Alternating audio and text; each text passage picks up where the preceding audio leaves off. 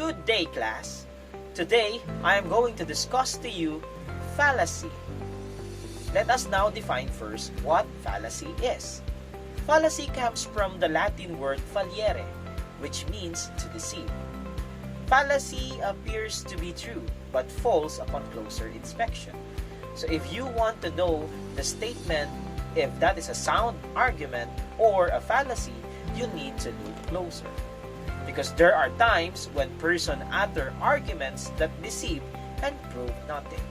But many people still believe in fallacy because it sounds convincing and is very persuasive. If you want to correct fallacy, you need to have a correct agreement. And a correct agreement should consist of premises that are related to the conclusion in such a way that the assumed truth of the premises provides good grounds for assenting to the conclusion. Simply saying, your premises must support your conclusion, and your conclusion must be based or under your premises. Now let us proceed to the types of fallacies. There are two main types of fallacy. We have the informal fallacy and the formal fallacy. For this discussion, we are going to focus more with the informal type of fallacy. And to start with, let us have the first type of informal fallacy, which is fallacies of relevance. When we say fallacies of relevance, it deals with the premises which are not relevant to the conclusion. And there are different types of fallacies of relevance. We have 5 types. First, we have argumentum ad baculum. Next, we have argumentum ad misericordiam. And we also have argumentum ad populum. And we also have argumentum ad hominem. And lastly, argumentum of the Stroman. Let us now start with argumentum ad baculum. When we say argumentum ad baculum, its English translation is appeal to force or threat. The instrument of persuasion used in this kind of argument is force or threat to the person's security. The fallacy of appeal to force occurs whenever an arguer poses a conclusion to another person and tells that person either implicitly or explicitly that some harm will come to him or her if he or she does not accept the conclusion. For example, if you will not give me your new toy, I will slap you. Another example that happens inside the classroom, child to his playmate. Sesame Street is the best show on TV. And if you don't believe it, I'm going to call my big brother over here and he's going to beat you up. The fallacy always involves a threat by the arguer to the physical or psychological well-being of the listener or reader, who may be either an individual or group of people. Obviously, such a threat is logically irrelevant to the subject matter of the conclusion. So any argument based on such procedure is fallacious. Now let us have a last example. Let us have the example inside a company, an employer to his employee. The employee, why do I have to work on weekends when nobody else in the company does? Then the boss replied, am I sensing insubordination? I can find another employee very quickly, thanks to Craigslist, you know. This last example is an example of argumentum ad baculum. Obviously, it's shown a threat or a force to the one talking. Now let us proceed to another informal fallacy. Fallacy of relevance, argumentum and misericordiam. Or in English translation, it is appeal to pity or emotion. The instrument of persuasion used here is pity to support a statement.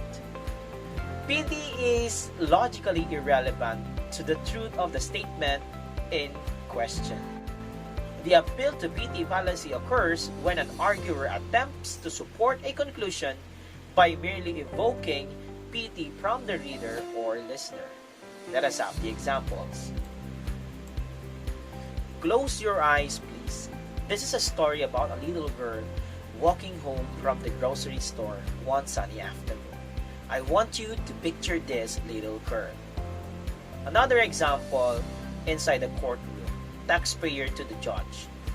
Your Honor, I admit that I declared 13 children as dependents on my tax return, even though I have only 2.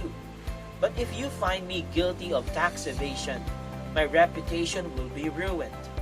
I'll probably lose my job. My poor wife will not be able to have the operation that she desperately needs. And my kids will starve. Surely I'm not guilty. Obviously, in this kind of argument, you will feel the emotion and you will give pity on what is being mentioned. This pity may be directed toward the arguer or toward a third party. Let us have a last example. When you did not finish an assignment on time, you tell your teacher about how your printer was out of ink, but that you didn't want to ask your mother or your mom to go to the store because she works night, doesn't get much sleep, and was sleepy. Now let us have another fallacy of relevance. Argumentum ad populum. On English translation, this is appeal to people. This is also known as mob appeal fallacy. The appeal to people fallacy is a variation of the appeal to authority. It consists in arguing that some statement in the proposition is true because most people believe in the proposition. In other words, an appeal to people fallacy arises when one who, instead of concentrating on relevant facts of the argument, gives more emphasis on the emotions and opinions of the people as basis of her conclusion. The instrument of persuasion being used here are emotion-laden terminology, and majority is always right. Now let us have example. Example. Of course, you want to buy Colgate toothpaste. Why? 90% of Filipinos brush with Colgate. Another example. You definitely need to buy those new boots. Everyone is wearing them. According to logicians, the fallacy of appeal to people is in effect an appeal to commonly or traditionally held beliefs. This type of informal fallacy is commonly found in advertisements, where products are recommended by asserting that everyone uses it, or majority of the population use it. Now let us have the last example. Tide Ultra is better than Surf because many Filipinos use it. Now let us proceed to another argument or to another fallacy of relevance. Let us have argumentum ad hominem. Or in English translation, it is argument against the person or an attack to the person. The instrument of persuasion used here is discrediting the person. It is also known as poisoning the well or an appeal to personality. This kind of fallacy is an attacking to the character of the person or pointing negative facts that elicit negative reaction toward him. This fallacy always involves two arguers. One of them advances, either directly or implicitly, a certain argument, and the other then responds by directing his or her attention not to the first person's argument, but to the first person himself. When this occurs, the second person is said to commit an argument against the person. Let us have the examples. Television entertainer Bill Maher argues that religion is just a lot of foolish nonsense. But Maher is an arrogant, shameless, self-righteous pig. Obviously, his arguments are not worth listening to. The author of this argument ignores the substance of Maher's argument and instead attacks Maher himself. However, because Maher's personal attributes are irrelevant to whether the premises of his religions or arguments support the conclusion, the argument attacking him is fallacious. Simply saying an argumentum ad hominem is not basing on the argument itself, but it is based on the person talking. Now let us have another example. We have here an example that says, "You didn't even finish high school. How could you possibly know about this?" Using someone's education level as means to exploit and degrade the opposer's argument is clearly an argumentum ad hominem. Next example. An argument that says, "Well, it's not like you graduated from a good school, so I can see why you wouldn't know how to properly grade a writing assignment." Demeaning a teacher's decision on grading by insulting her intelligence is clearly and obviously an argumentum ad hominem. Now, let us proceed to the last argument or fallacy of relevance. We have argumentum of the Stroman. This is the distortion of the opponent's argument for easy attack. It is also considered to be a fallacy of exaggeration or misinterpretation. The Stroman fallacy is committed when an arguer distorts an opponent's argument for the purpose of more easily attacking it, demolishes the distorted argument, and then concludes that the opponent's real argument has been demolished.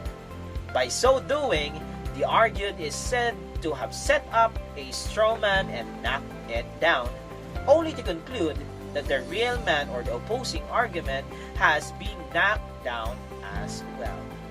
Now, let us have an example. Example: embedding sex education classes in the curriculum of primary and secondary schools would entail canteens selling contraceptives like condoms and would support a culture of promiscuity. Let us have another example. Mr. Goldberg has argued against prayer in the public schools. Obviously, Mr. Goldberg advocates atheism, but atheism is what they used to have in Russia. Atheism leads to the suppression of all religions and the replacement of God an omnipotent state. Is that what we want for this country? I hardly think so. Clearly, Mr. Goldberg's argument is nonsense. Like the argument against the person fallacy, the Stroman fallacy involves two arguers. Mr. Goldberg, who is the first arguer, has presented an argument against prayer to the public school. The second arguer then attacks Goldberg's argument by equating it with an argument for atheism. He then attacks atheism and concludes that Goldberg's argument is nonsense, since Goldberg's argument had nothing to do with atheism. The second argument commits the Stroman fallacy. As this example illustrates the kind of distortion the second arguer resorts to is often an attempt to exaggerate the first person's argument or make it look more extreme than it really is. Let us have another example. Example: the garment worker have signed a petition arguing for better ventilation on the work premises. Unfortunately, air conditioning is expensive. Air ducts would have to be run throughout the factory, and a massive heat exchange unit installed on the roof. Also, the cost of operating such a system during the summer would be astronomical. In view of these considerations, the petition must be rejected. In the argument, the petition is merely for better ventilation in the factory, maybe a fan in the window during the summer. The arguer exaggerates this request to mean an elaborate air conditioning system installed throughout the building. He then points out that this is too expensive and concludes by rejecting the petition. Now let us recall all the fallacy of relevance and its English translation. We have argumentum ad baculum, or an appeal to force. Next, we have argumentum ad misericordiam, or an appeal to pity. And we also have argumentum ad populum, or an argument to the people. And we have argumentum ad hominem, or the argument against the person. And lastly, argument of the Stroman. And that's for now under Fallacy. See you on the part 2 of this Fallacy series. And thank you very much for listening.